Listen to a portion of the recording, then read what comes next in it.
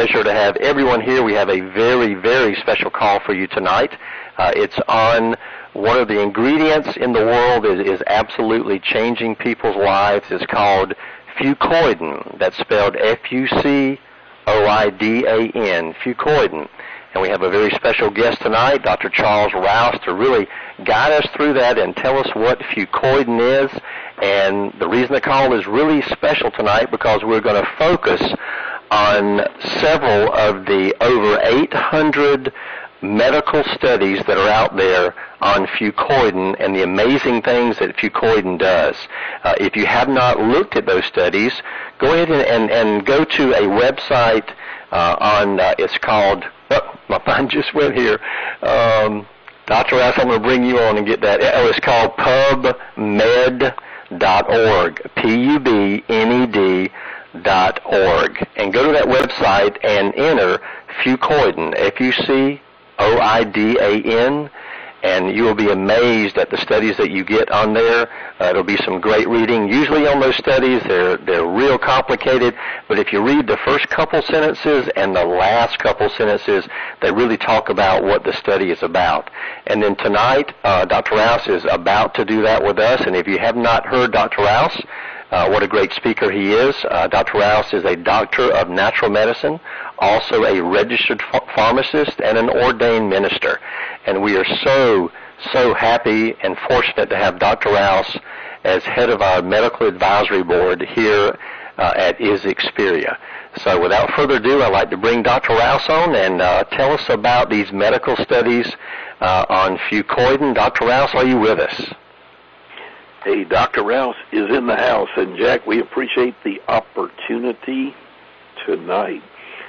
Well, let's give everybody a quick quiz on what's up. And by the way, when on the first slide there, it almost looks like a birthday confetti. It's actually a organic chemistry design of this is what the Fucoidan molecule looks like. It is an amazing amount of energy. It is a wound up, ready to go, unique. On the Fucoidan side, whenever they get the plant from the seabed, most people have used just any portion ground up for fertilizer. They have fed parts of seaweed to animals for years, but Fucoidan that we use in research that we're going to talk about tonight is different.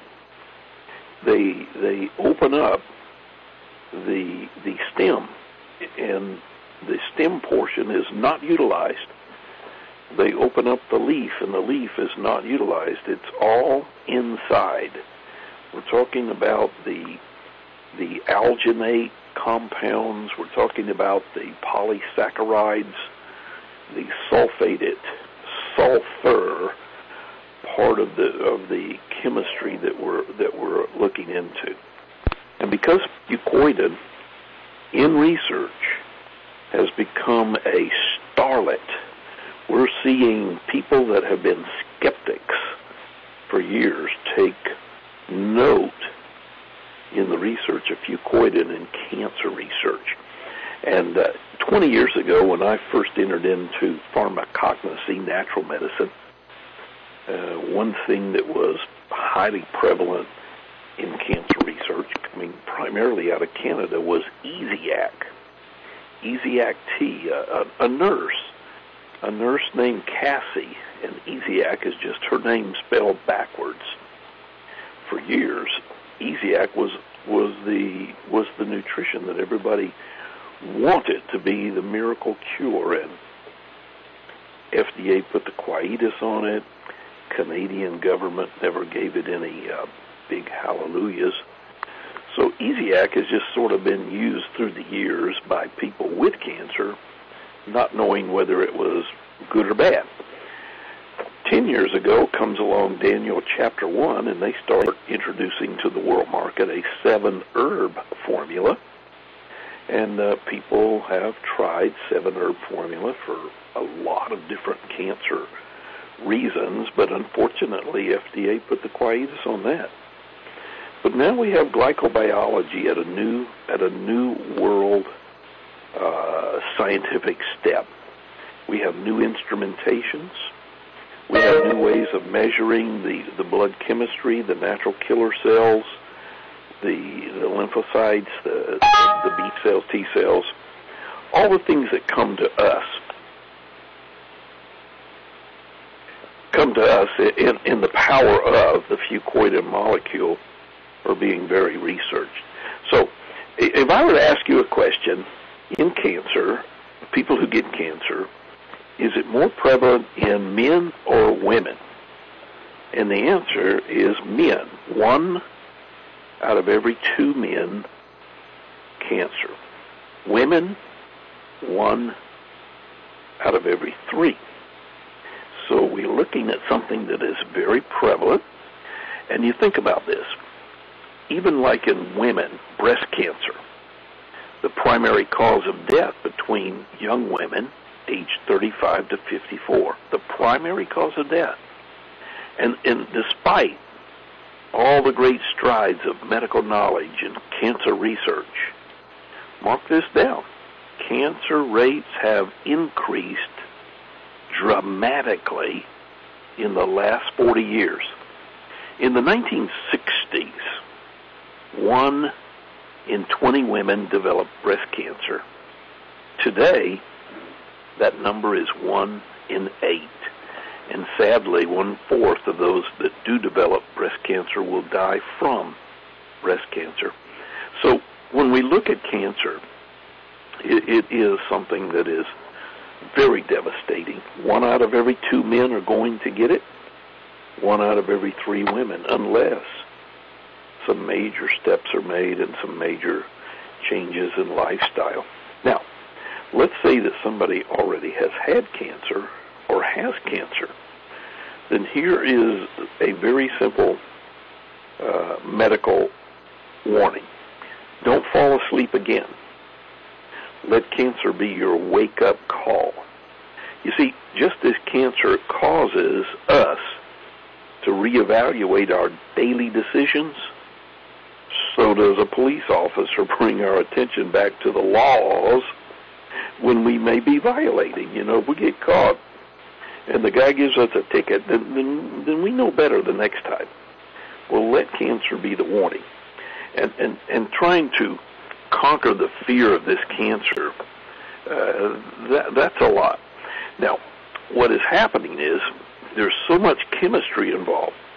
And one example of a simple two-stage process of causing cancer, promotion. Tonight, we could actually cause skin cancer on you if we took a section of your skin and we put a carcinogenic hydrocarbon on it. Let me explain what a carcinogenic hydrocarbon is. That's cigarette smoke.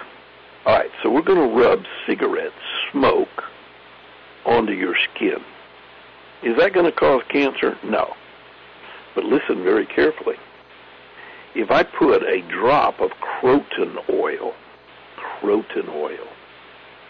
on top of that carcinogenic hydrocarbon, on top of that cigarette smoke that I've just put on your skin, cancer will result in almost every single case. By the way, what is croton oil? Castor oil.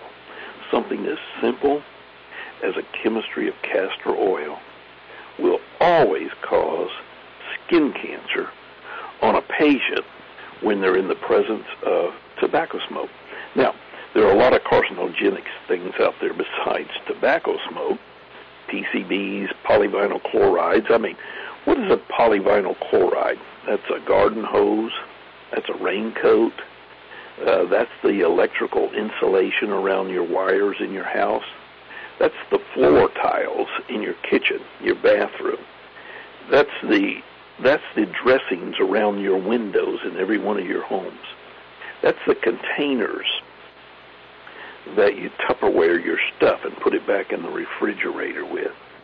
That's the credit cards. Every time you put a credit card in your hand, you're picking up polyvinyl chloride. All right, all of those things can become carcinogenic. The smoke from an old coal train. You remember the choo-choo trains used to go up and down and they just burn black coal? Did you know that smoke is carcinogenic? All right, we're in a world of carcinogenic compounds. We're in a mess because everywhere we go, there is cancer-producing stuff. Now, in the world of cancer, they come in all different shapes and sizes.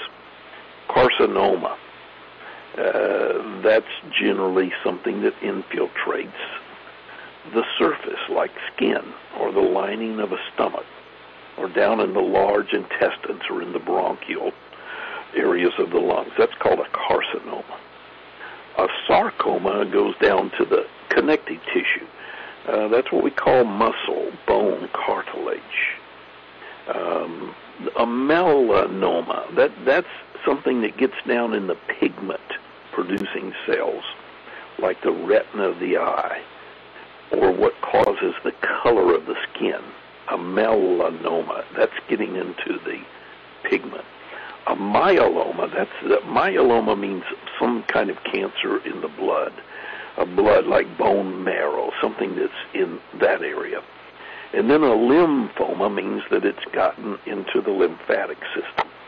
But let's not work on all the cancers tonight. Let's not get bogged down in what a cancer is or where a cancer comes from, because the fact is that a normal healthy cell is designed by God just to go through a whole bunch of series of steps to ensure life. And God designed every one of those cells to grow, divide, to die, but everything on symphonic performance to perfection. And with the trillions of cells, you're not going to believe this, but millions of cells die every second. Every second. So you're constantly in the production. You have to produce a good cell for the one that just died. And during this highly complex process, the cell has a code, a library. It's called DNA. And that book has to be perfectly Xeroxed and absolutely with perfection transferred from dead dying cell to new life cell. It has to duplicate. It has to transfer it. And it has to do it without error. No mistakes. But every once in a while, a glitch gets in there, something starts messing up, something starts playing with the cell structure, and we have an abnormality. That's called a malignancy. And then the immune system gets turned on itself, and the multiplication begins unchecked. And now this cell structure starts stealing nutrients, and then it starts rerouting the blood supply away from the normal body function. All those things are part of it. Now, the cell is designed by God, pre-programmed to die on schedule. That is called apoptosis.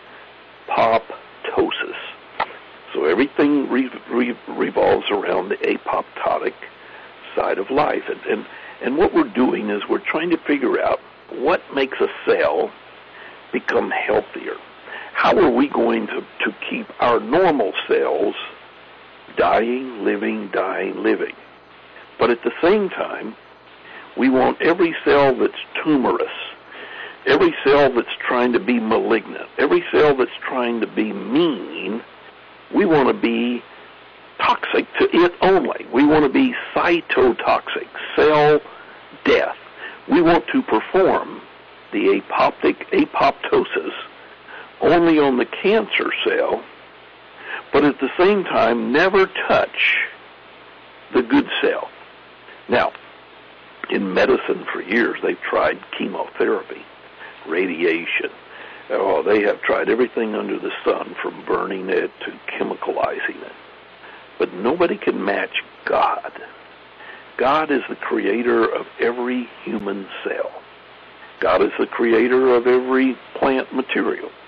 And they're finding in Fucoidan, a very special plant, that in a mixed Fucoidan even, the one that has more than just one simple species, that it actually has the apoptosis capability.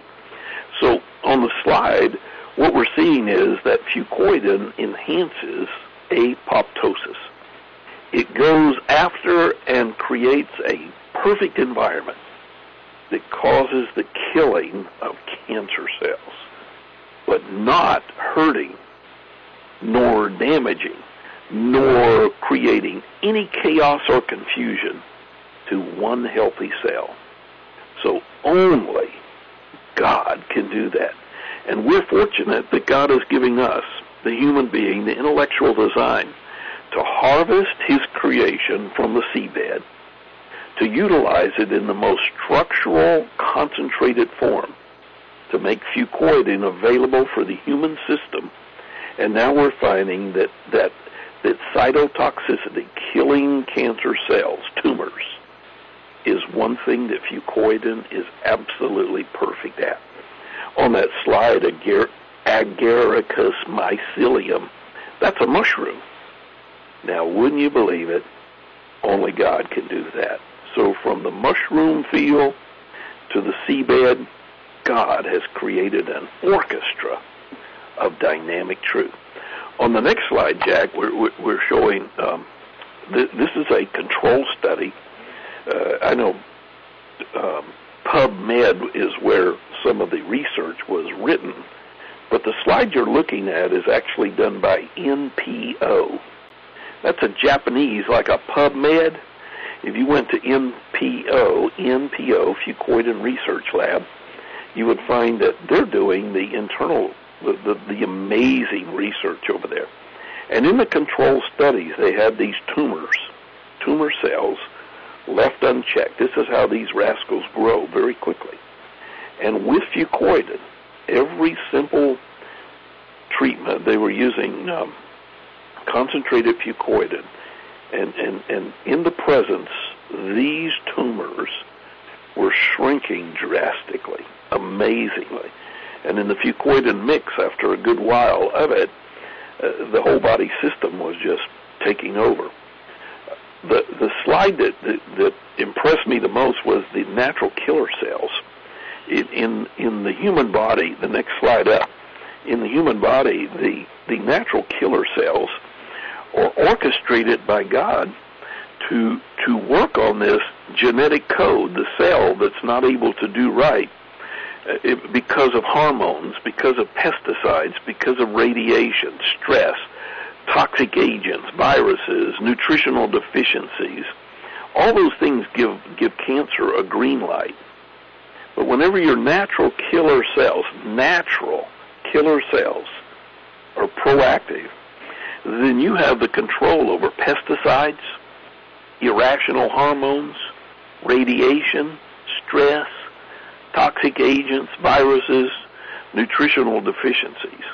It's a neat thing. The key risk factors that are out there.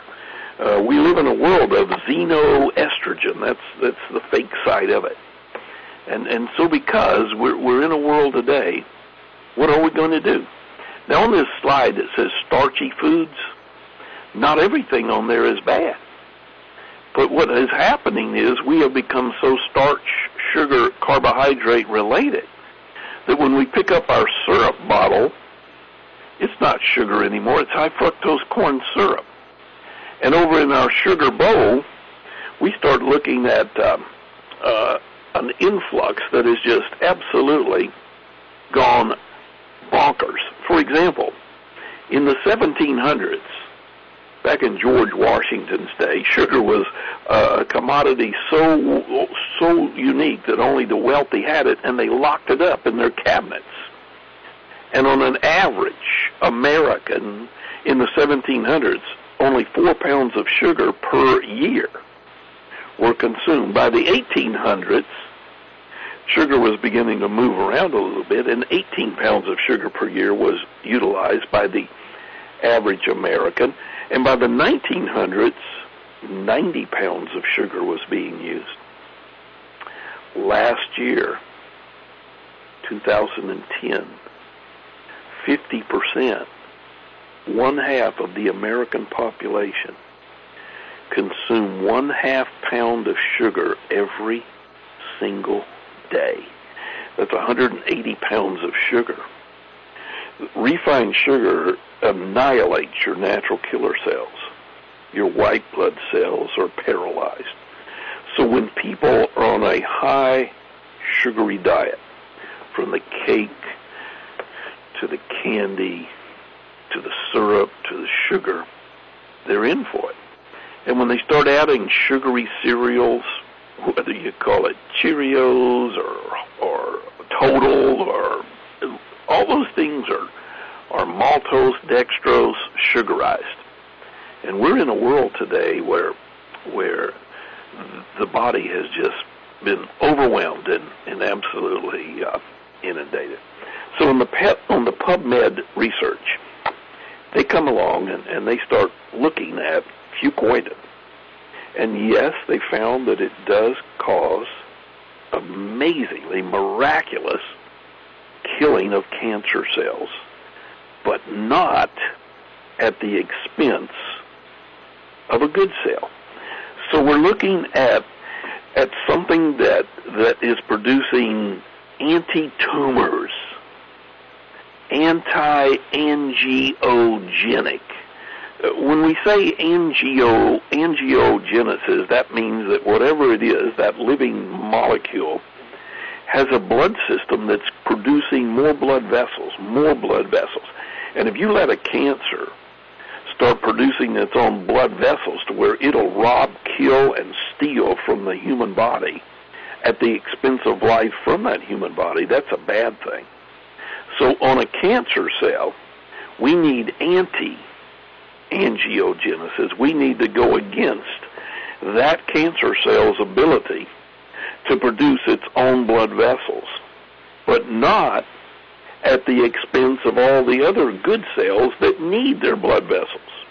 Everything has to be in sympathy. The symphonic orchestra needs to play with perfection. Fucoidan is a marvelous molecule. It is anti-angiogenic. It means that it cuts off the blood supply of cancer. It means that it is anti-tumor. That means the pictures you saw, those tumor cells are shrinking, not growing. And another thing about the sulfated molecule, it has a chemistry similar to heparin. Heparin keeps the blood very smooth and very non-coagulating. We don't want clots. We don't want platelet aggregation. We don't want things getting soupy and sticky. We want the blood to flow free and molecules to be able to work potentially in a healthy state. And because of that, the fucoidan molecule is anti-metastatic.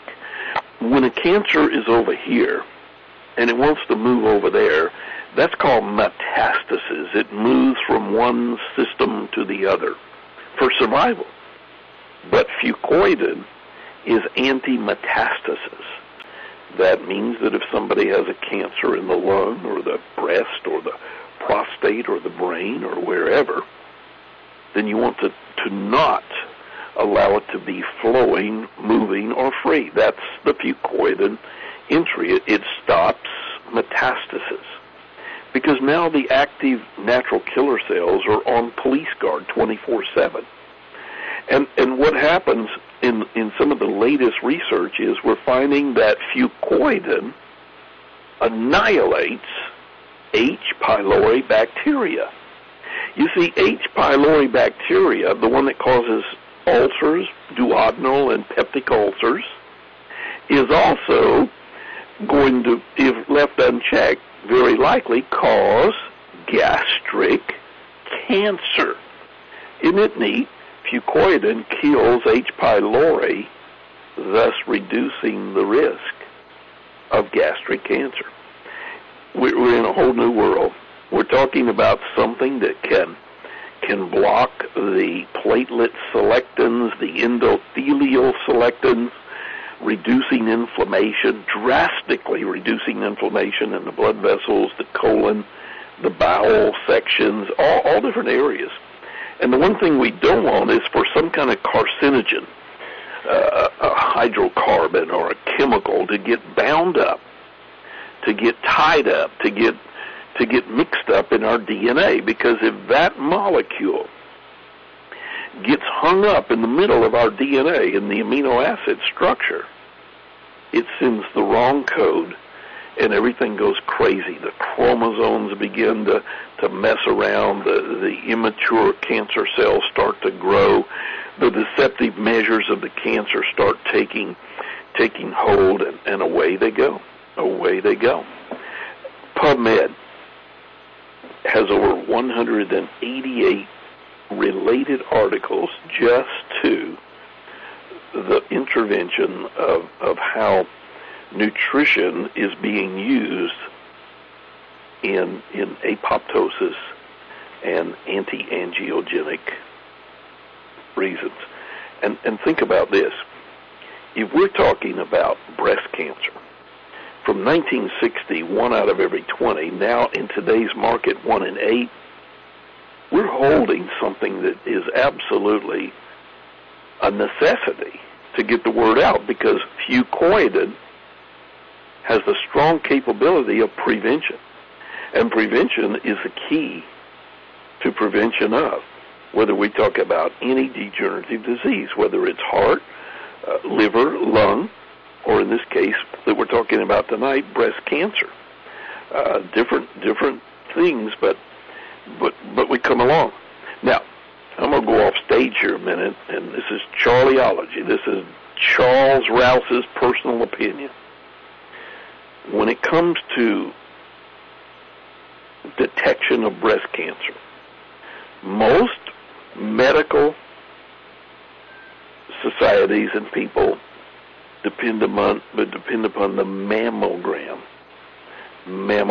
And every October I see in the Breast Cancer Prevention Month the national campaign that every woman needs to have an annual mammogram. Now, does mammograms prevent cancer? Is it a diagnostic tool? Does it discover cancer fast enough? Well, when they started looking at the benefits of mammography and the concerns that were there, they realized there are a lot of false positives.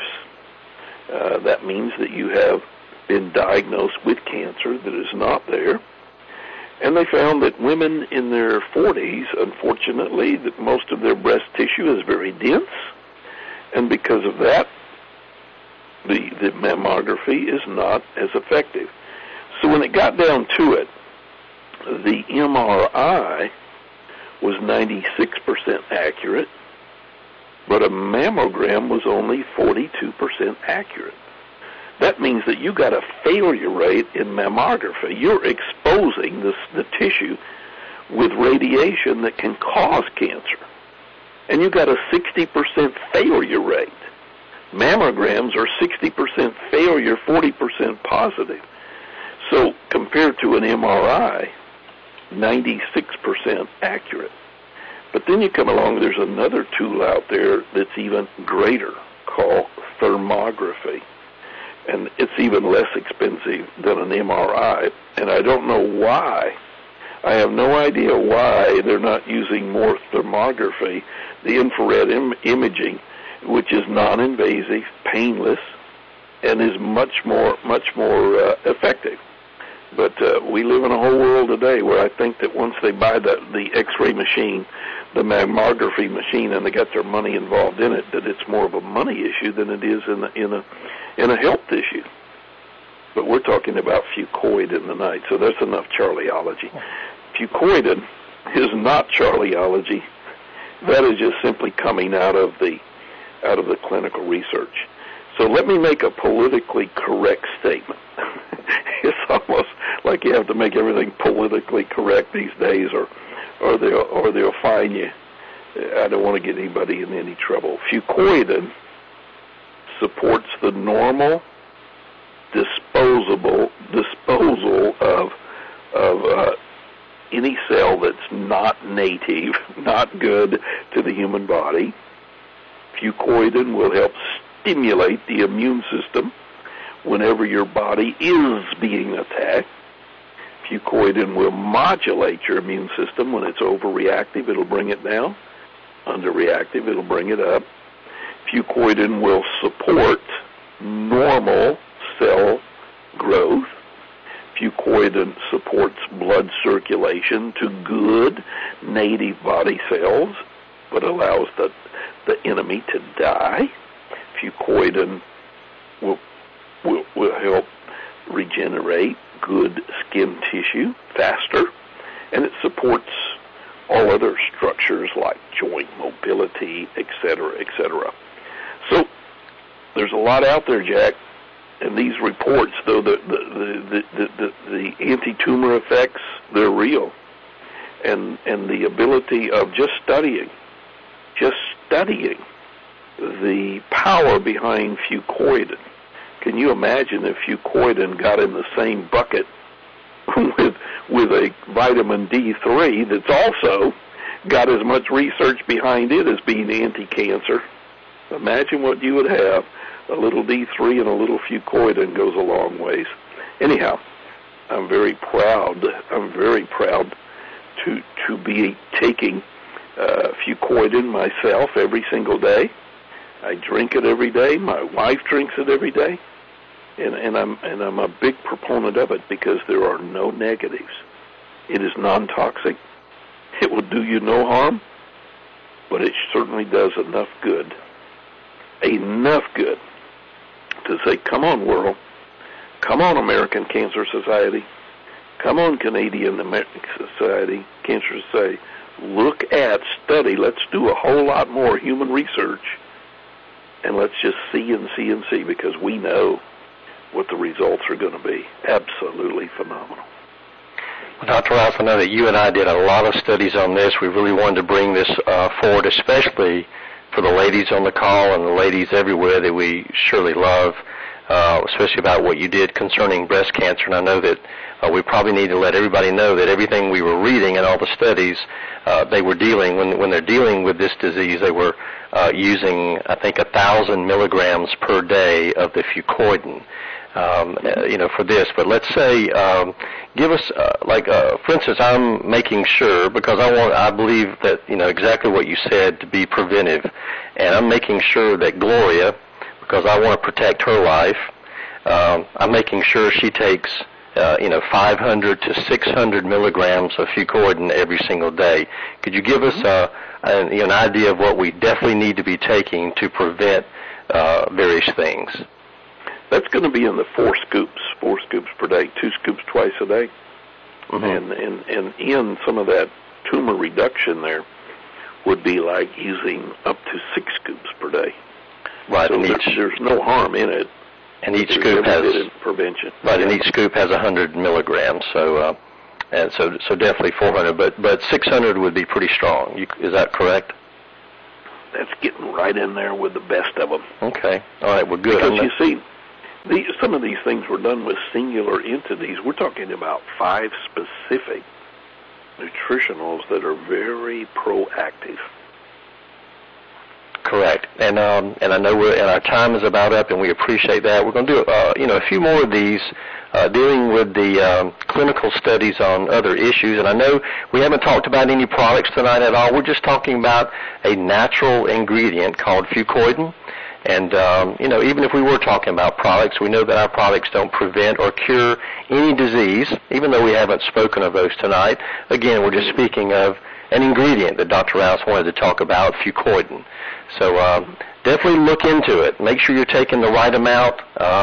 If anyone has any problems, make sure they're taking a large amount. Again, Dr. Rouse, very, very informative, and we really appreciate the call tonight. Thank you. I appreciate it. Enjoyed researching it.